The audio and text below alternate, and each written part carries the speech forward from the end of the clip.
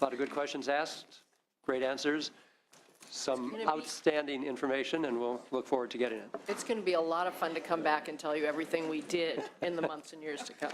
Thank you. Again, a great gift that we've got before us. So our last panel, we want to invite up Laurel Firestone, Co-Executive Director of Community Water Center, Jay Ziegler, the Director of External Affairs and Policy with the Nature Conservancy, and Grant Davis is the General Manager of the Sonoma County Water Agency. Welcome all.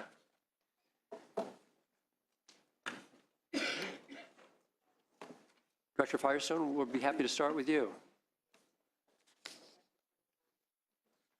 There you go. Thank you. Thank you so much for your time. I know it's late. In 2012, this state adopted and established as a guiding principle of the state that every human being has the right to safe, clean, and affordable drinking water for their basic human needs. And as you all have said, over 1 million Californians and communities in nearly every region of California, nearly every county, have to wake up and worry about how they're going to get access to safe drinking water in their homes, when they turn on the tap, in their schools, in public places. And many of these communities have been without safe drinking water for over a decade.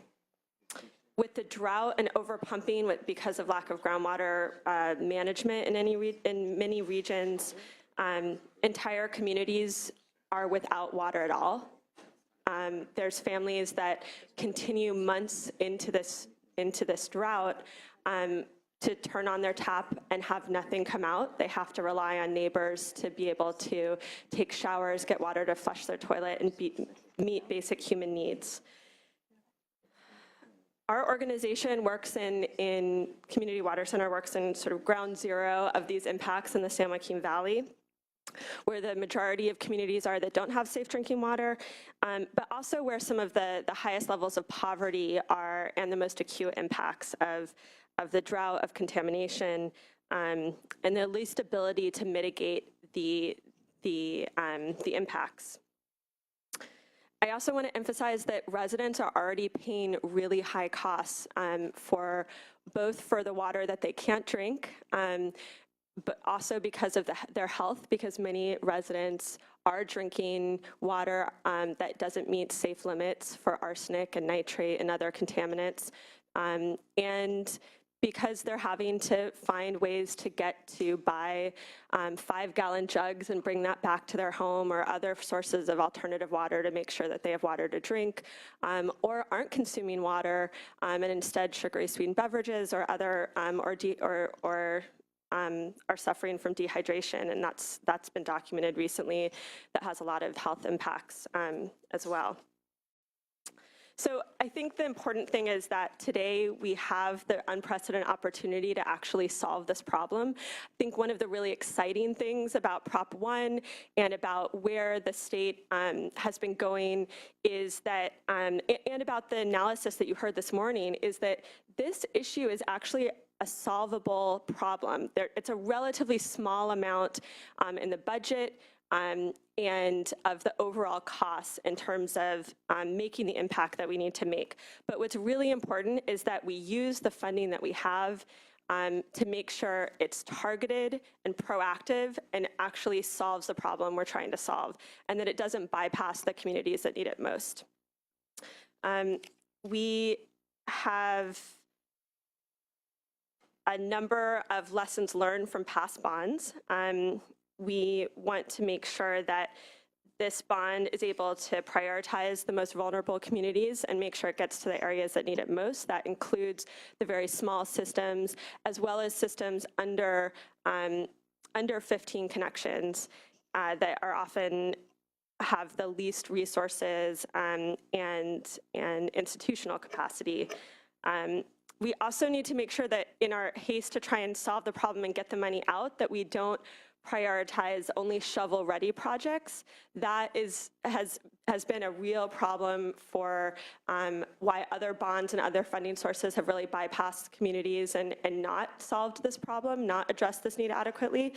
So that's a really important mistake to avoid.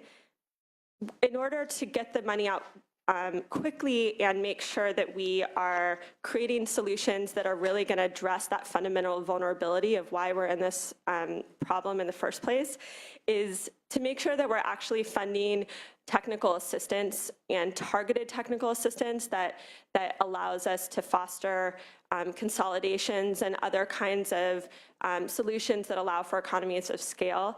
And if we don't, the types of solutions that need to be in place aren't going to be developed. These projects aren't going to be developed in the first place if you don't give people the tools and funding to be able to develop them.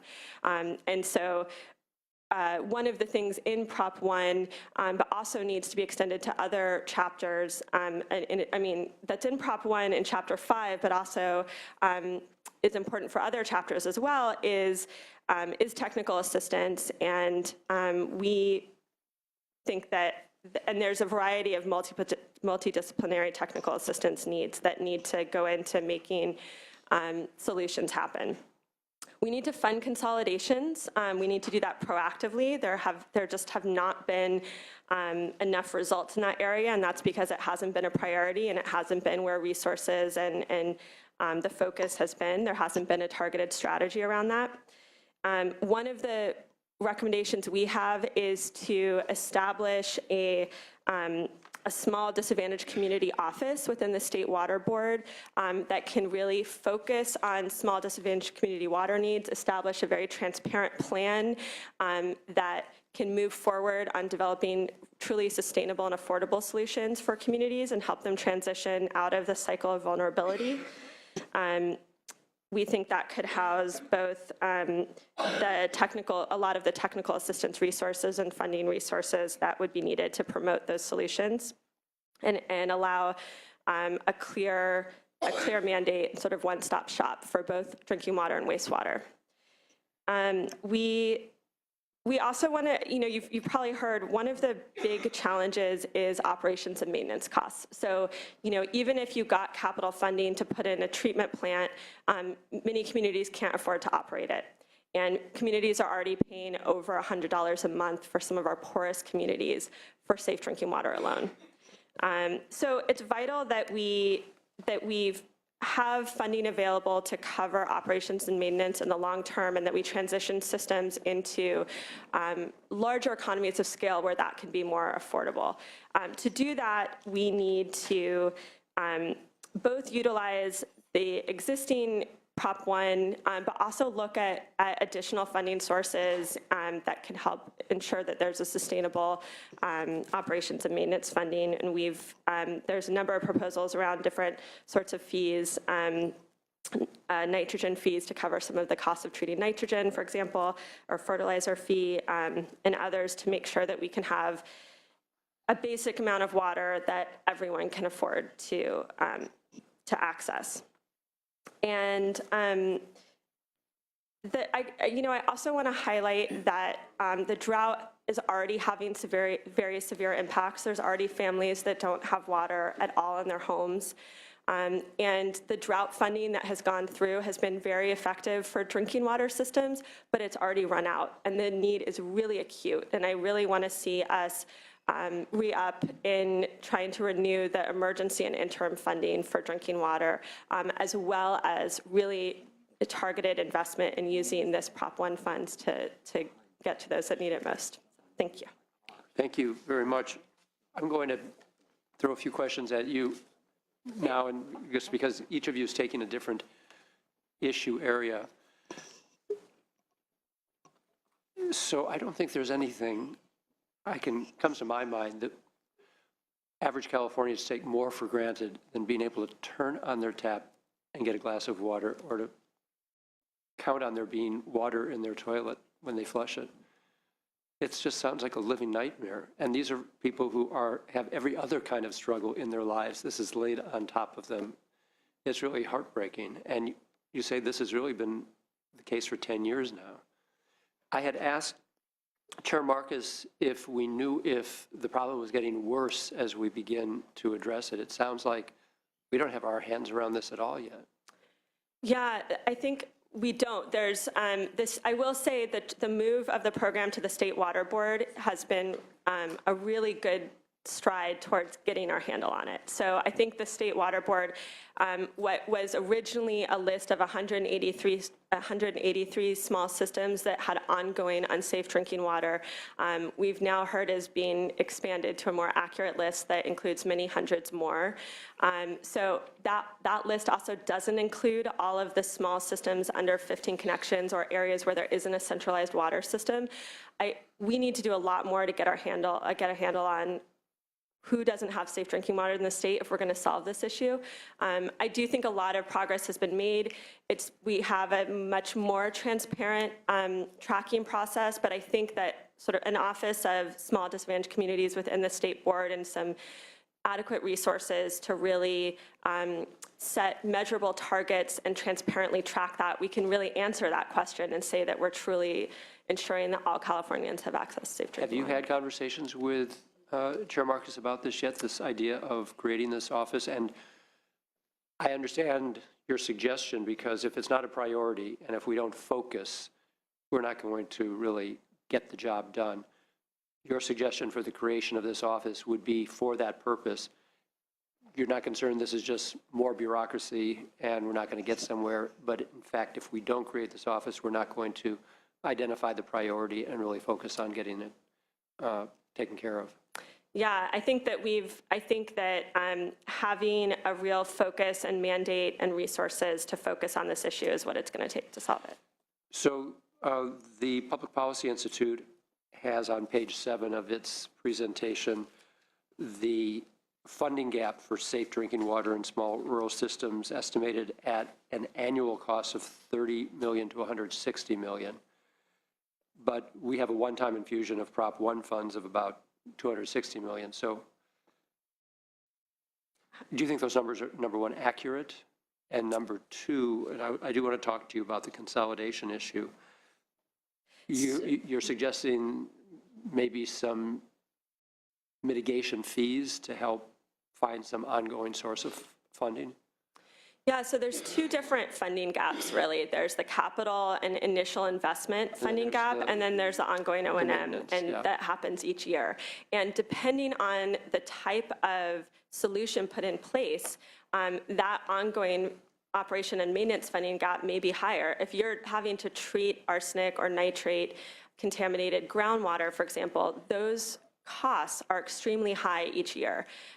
And whereas if you're able to access more diversified sources or safe groundwater, that meets standards, the ongoing operations and maintenance is much lower. And so there's this one-time infusion of Prop 1 is really important for the upfront capital investment. It will go a huge way. There's probably more that's needed, but there also is the state revolving fund and some significant capital money in that can go a long way if it's targeted towards small disadvantaged communities. I think it can cover much of those costs. The ongoing operations and maintenance, though, is one that at this point is entirely on the burden of some of our poorest communities that are already paying over $100, more than 10% of their income for drinking water alone. And if we're putting it, 10% of their income on drinking water. In many households, yes. And that has real impacts in terms of not being able to afford other basic necessities like medicine or food or other basic needs. So the operations and maintenance funding is one that can't be solved entirely by this bond. This bond has an important role to play in terms of fostering solutions that are going to be affordable and reduce that overall cost. And that's where consolidations come in. If we can find solutions that can spread costs and connect communities to safer sources, spread it over a larger population, that becomes more affordable and can reduce the annual cost in O&M. So what's the greatest hurdle for consolidation? Is that just a funding issue too? A lot of it is actually where technical assistance comes in. It's that we have to fund the planning process to be able to make smart decisions about how drinking water solutions and systems can be done. And so that's where the investment in technical assistance, so planning, that means feasibility studies to look at what are the neighboring systems and how do we, I think the other piece is creating real incentives very strong incentives for people to have to look at working together. That's easier said than done. That definitely needs to be the case in the consolidation world. It's just a much more cost-effective way, both in the long term and if we're going to invest public funds, we need to make sure that we're looking at the most long-term, sustainable, cost-effective way of supplying these services. So the good news is the state has already officially decided water is a basic human right. So that's not debatable at this point. We made that decision. Now we just have to take the next steps. And with regard to we need a new and dedicated revenue source for the operations and maintenance. And I'm sure there's precedent throughout state operations that there should be mitigation fees because someone's causing this to happen. Yeah. And is that identifiable? Can we actually pinpoint the cause of this contamination? So there's some contamination Independent of the drought. There's much of the contamination is from dischargers and pollution, and there really aren't adequate measures right now to impose mitigation fees. You have to go privately through case-by-case enforcement actions where there often isn't standing, and so there really isn't are not adequate mechanisms to have mitigation fees for pollution for those communities where there are identifiable sources of contamination. So I do think there's been a lot of recommendations for nitrate is a classic example and one of the leading causes of well closure in the state. It's clear that the source of nitrate is primarily from fertilizer and manure and agriculture, as well as other sources in particular areas such as septic and wastewater. And we need to figure out how to ensure that communities are not the only ones paying the cost, but by all of us that are part of contributing to that are paying some of that cost and making sure that people have safe drinking water.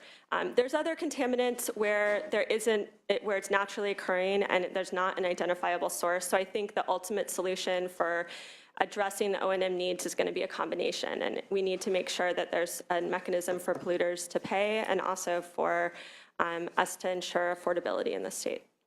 Thank you, Ms. Firestone. Are there others who might have questions for her?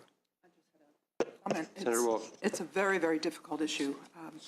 It's one thing to have the willingness of the adjacent water system or county or city or CSA.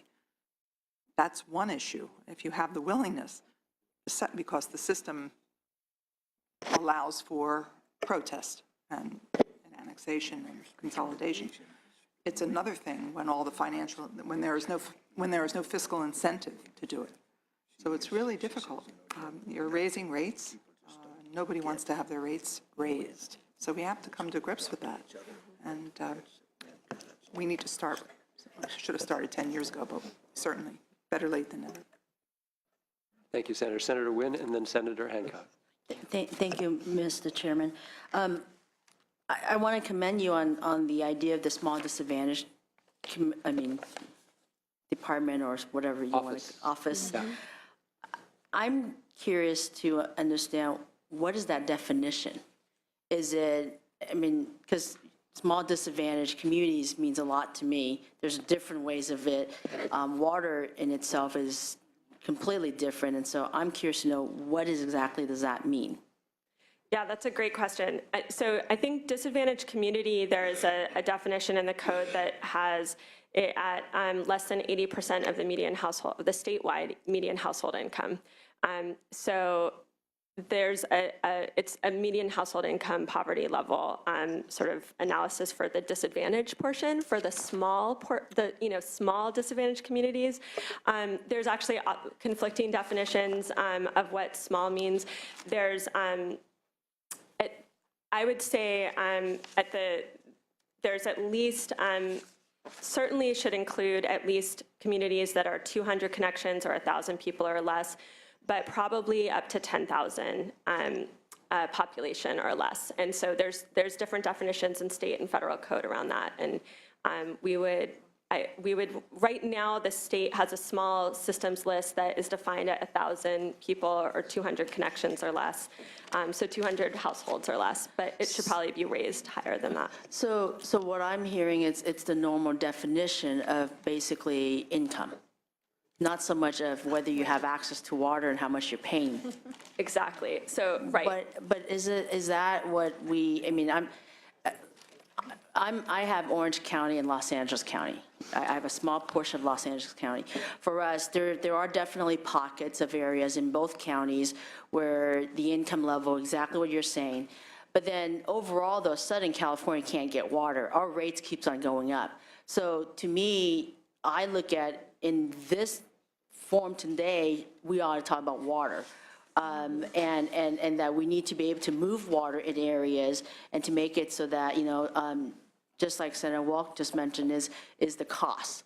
I mean, you can be in an area that has a little more of income, but then when the water rates are going up and no one can afford to pay for any water, you have a disadvantage. And so as you're forming this office of yours, I really would like you to consider looking at, waters in terms of not just, income level. It doesn't matter what income level. When water can't reach you and the cost, no one can afford it. So everybody's at a disadvantage.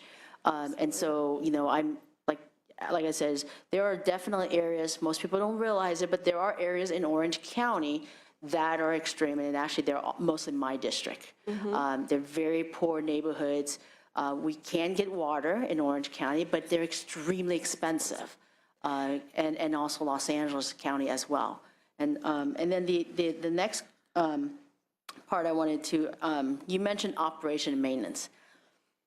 Having been a city councilwoman and a county supervisor, that's a big issue for us. I mean, we will always be able to match the fund for a project, and then we step back and go, okay, who's gonna take care of it? What I want, though, as you move forward, I completely have the utmost respect of wanting to help local government, because that's where I came from, very familiar with it. But we also don't want to make sure that we ourselves as state government can sustain that for the future. We don't want them to be so dependent upon us for maintenance and operation, and then we ourselves then later on, 10 years from now, go, oh, you know what, we just don't have the money anymore for you. That is actually to a disadvantage to the local government. Don't give them hopes or assume something that then 10 years from now, that system's gonna go down because, they have no more money, and then the state would have to do something about it. So I wanna make sure that we're realistic in terms of wanting to do operation and maintenance. I encourage us to do it because definitely local government needs it, but we don't want them to, depend on something that is up in the air every year and they're gonna have to fight for it. It's really unfair for local government. I couldn't agree more, and I think that's why we feel like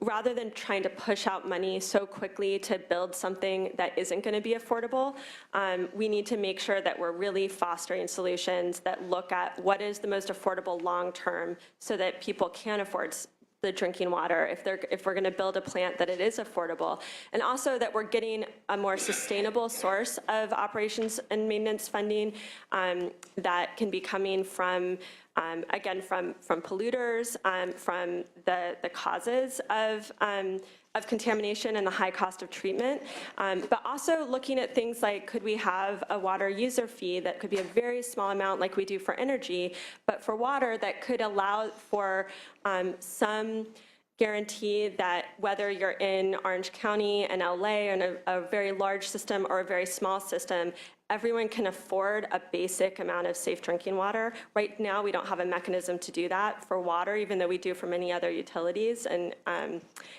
that's something that's extremely important if we're going to live up to this goal that we set for ourselves of ensuring everyone has adequate access to safe, clean, affordable drinking water. Yeah, talking about fees, I mean, we can have that discussion. It's just what I've noticed is that when us in local government is we go and build the system with the state or the federal funding, and then after that, we come up with outrageous fees on top of the fee that the state and the federal government's already charging everybody. And so let's not find ways to just try to build a system and not be able to sustain in the long term. It is extremely something we have to make sure the local government understands that and also be able to work with this, because I really don't want us just to build the brick and mortar and then no one's inside it. Thank you, Senator. Senator Hancock. Yeah, thank you, Mr. Chairman. Those are very interesting comments, because maybe one of the things we should have on the application is how the local community intends to sustain whatever facility is built, because that would encourage the long-term thinking from the locals. But I was also intrigued, you were sort of alluding to, I think, what we have for many utilities, which is a basic user's fee with increased rates after that, because I represent 2 very low-income communities in California as well, but our water agency has put in incredible incentives to conservation. And I think that that would be a very important thing for both urban low-income communities, but for anything that we do in the future, because obviously the water is so scarce in some of the places where these disadvantaged communities are in the Central Valley. But I was wondering how you're anticipating the low-income and disadvantaged communities to reacting to consolidation with other water agencies. Again, I have some very low-income areas that are in unincorporated areas of the county. Many people believe they'd get better service if they affiliated with an adjacent city. But oftentimes there's resistance to do that. But if there's a significant state investment, I'm wondering if you're talking about that in your organization and what you are planning to do. Yes, that's a lot of what we do. We're working on a project right now, for example, with about 7 communities that are each their own individual entities, some of which are all on private wells. And I think that ultimately what needs to happen is there needs to be a real analysis for people to be able to make informed decisions. And a lot of times people have knee-jerk reactions to not wanting a big city to take over or not wanting to serve a small community on both sides. And if there can be the idea of technical assistance and this Office of Small Disadvantaged Communities would be to allow for an analysis that could look at what would water rates really look like, what would staffing and accountability and services really look like for people in a number of alternatives, so that people can make informed decisions and not have knee-jerk reactions that may not be in their best interest, both short-term and long-term. So are you thinking of having that within the water agency? Or yeah, I think that needs to be a key component. That, to me, that's the key to really promoting consolidation, is by allowing for a full analysis of what the alternative really looks like. What does it really mean? What does that financially mean? What does that service-wise mean? And so that's where the technical assistance money and that analysis or feasibility study needs to be funded, and having some real specialty and focus with this office would be.